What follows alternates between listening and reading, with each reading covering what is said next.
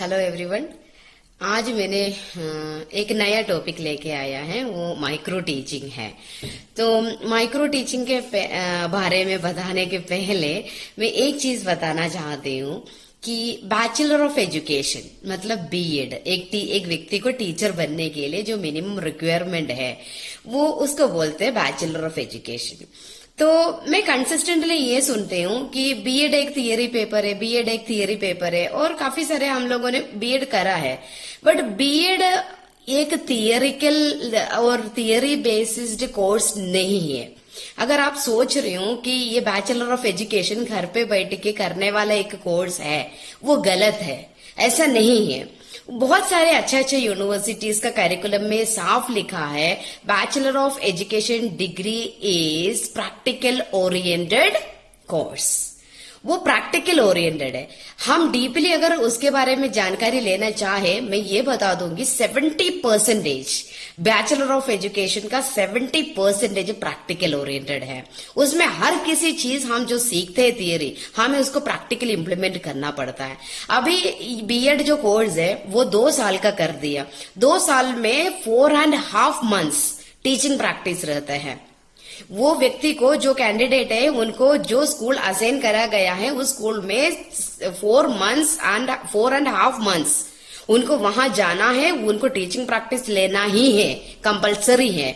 अगर वो प्रैक्टिस ले रहे हैं तो उसका मार्क्स को कोई कॉलेज से लेने देने का नहीं है। जिस स्कूल में टीचिंग प्रैक्टिस के लिए जाते हैं वहां का लोग असाइन करेंगे ये टीचर को कितने कैंडिडेट को कितना मार्क्स असाइन करना है। उसके पहले सेकेंड सेमेस्टर में क्या होता है, उनको एक ऑब्जर्वेशन शेड्यूल मिलता है। उसमें 1 महीने टीचिंग प्रैक्टिस के पहले एक कैंडिडेट को पूरा 1 महीना जिस स्कूल में जाना है वहां का ऑब्जर्वेशन के लिए जाना है।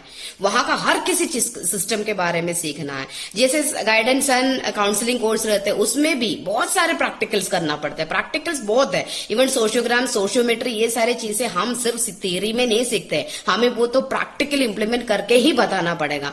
तो अगर हम सोच रहे कि बीएड ऐसे थियरी कोर्स है, वो 100% वो गलत है। ऐसा नहीं है। बैचलर ऑफ एजुकेशन डिग्री वो प्रैक्टिकल ओरिएंटेड एक कोर्स है, क्योंकि नेशन का जो न्यू जनरेशन है वो तो बेसिकली टीचर्स के हाथ में है। अगर वो टीचर जानते नहीं है तो बच्चों को कैसे डील करना है, तो नेशन कैसे ग्रोथ होगा। हर किसी कोर्स को, हर किसी डिग्रीज को उसको एक रैशनली रहते हैं। तो जैसे उसी में से एक टॉपिक मैंने लिया है माइक्रो टीचिंग। तो माइक्रो टीचिंग मैंने इसलिए टर्म लिया है, ये चीज मैंने इसलिए लिया है कि कभी कभी हमें ऐसा लगता है हमने जो सीखा है वो सही था, पर हमें मजबूरी में कुछ चीज करना पड़ता है, वो हमें फ्रस्ट्रेटेड बना देते हैं। तो काफी सारे लोगों ने ये चीज फेस करा। तो माइक्रो टीचिंग भी उसी एरिया के एक चीज है, वो मैं बताना चाहती हूँ। पहले मैं बता दूं इसका हिस्ट्री में। अगर हम सोच रहे हैं कि 1961 में डीडब्ल्यू एलन, उन्होंने ये थियरी स्टैनफोर्ड यूनिवर्सिटी यूएसए में इन्होंने ये थियरी बनाया है।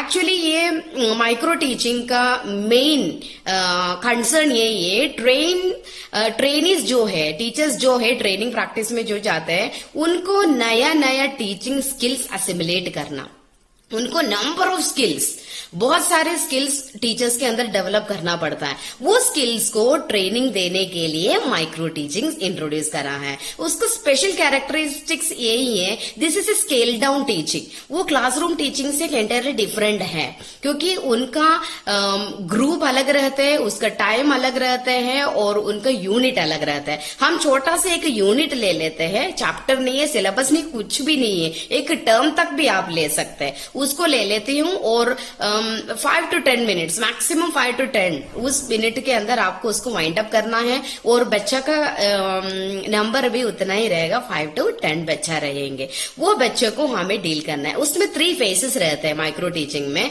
एक तो प्री इंस्ट्रक्शनल, सेकंड इंस्ट्रक्शनल रहते हैं, और थर्ड रहता है पोस्ट इंस्ट्रक्शनल। वो प्री इंस्ट्रक्शनल का मतलब ये है, ये बच्चों से हम जैसे डील करते हैं, वो डील करने के टाइम बच्चों को हम कैसे हम अपने आप से इंट्रोड्यूस करते हैं, और हेलो नहीं तो बच्चों को कैसे डायरेक्टली हम एंगेज करवाते हैं, ये सब करते हैं। और इंस्ट्रक्शनल लेवल में रहता है टारगेटेड टीचिंग आउटपुट है, हम क्या पढ़ाना चाहते हैं उसका टीचिंग आउटपुट के लिए हम क्या करना है वो रहता है। और उसका पोस्ट और इंस्ट्रक्शनल पोस्ट इंस्ट्रक्शनल फेज का मतलब है फॉलो अप एक्टिविटी। हमने जो बच्चों को समझाने के लिए कोशिश करा वो बच्चों को समझ में आ गया कि नहीं आ गया, ये देखने के लिए ये 3 फेजेस। इसमें मैं पहले एक चीज बताना चाहती हूँ, अनफॉर्चुनेटली टीचर एजुकेटर्स आर वो इतना क्लियर नहीं है ये लर्निंग प्रोग्राम के बारे में, क्योंकि एक छोटा सा बुकलेट आ जाता है, उसमें से 30 और 40 क्वेश्चन रट लेते हैं, उसमें मतलब 20 क्वेश्चन आ जाता है, 10 क्वेश्चन अटेम्प्ट कर ले हो गया बीएड। ऐसा नहीं है, उसमें हर किसी माइन्यूट चीज से मान्यता रखता है। तो माइक्रो टीचिंग में भी यही एक सिस्टम रहते हैं, स्पेशली रेमेडियल बच्चों को पढ़ाना में ये हमें बहुत फायदा करते हैं। ये पहले ये बात तो ये बता दो, टीचर्स को अलग अलग तरीके का स्किल्स रहता है, उसको हम बेसिकली वो स्किल्स को 2 करके डिवाइड करा है, कोर स्किल्स एंड सब स्किल्स। कोर स्किल्स रहते हैं वो सभी में है, कोर स्किल जो है सारे टीचर ट्रेनिंग्स को है, सारे टीचर्स में वो स्किल है। जैसे हम critical evaluation, critical thinking, collaboration, otherwise हम बोलते हैं डिजिटल लिटरेसी। आज के जमाने में डिजिटली हम काम करना नहीं सीखे तो हम अपग्रेड नहीं कर सकते हैं। जैसे कम्युनिकेशन स्किल हो गया, work with the peer group, हमारे टीचर्स के साथ में हम कैसे काम करना, ये सब हमको कोर स्किल्स है।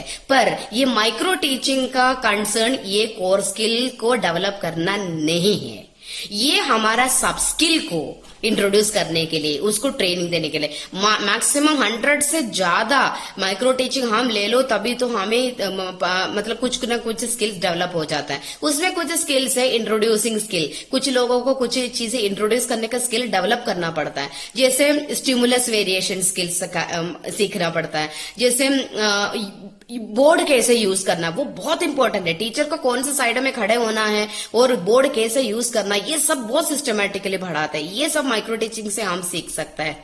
जैसे प्रॉबिंग क्वेश्चन पूछने का तरीका और उसमें बच्चों को रीइंफोर्समेंट देने का तरीका, ये याद रखना, नेगेटिव रीइंफोर्समेंट कभी नहीं देना है। जैसे माइक्रो टीचिंग में वर्बल और नॉन वर्बल कम्युनिकेशन भी रहता है, उसमें वर्बली हम जो रीइंफोर्समेंट देते हैं वो अलग रहता है, नॉन वर्बली जो हम देते हैं एक साइलेंस, एक पॉज, क्लास को चुप करवाने के लिए, ये सारी चीजें मतलब मेन क्लासरूम में हमको जो इम्प्लीमेंट करना है वो स्किल्स डेवलप करने के लिए हम माइक्रो टीचिंग स्किल्स यूज करते हैं।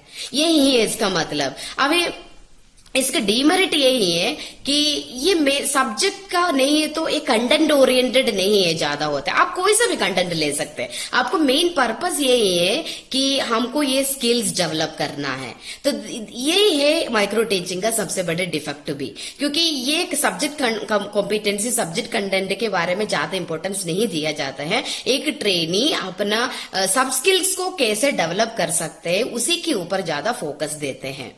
मुझे लगता है मैं जो बताना चाहा आपको समझ में आ गए हैं। Micro teaching is very important, बहुत इंपॉर्टेंट है, पर उसका ये समझना, उसका अपना सब्जेक्ट कॉम्पिटेंसी डेवलप करने के लिए ये स्किल यूज करना, ये टेक्निक नहीं है तो ये micro teaching technique is not much used. इसका मेन पर्पस और उनका मेन डिफेक्ट भी वही है कि ये सब स्किल्स को डेवलप करने के लिए ये यूज करते हैं। Thank you for watching me.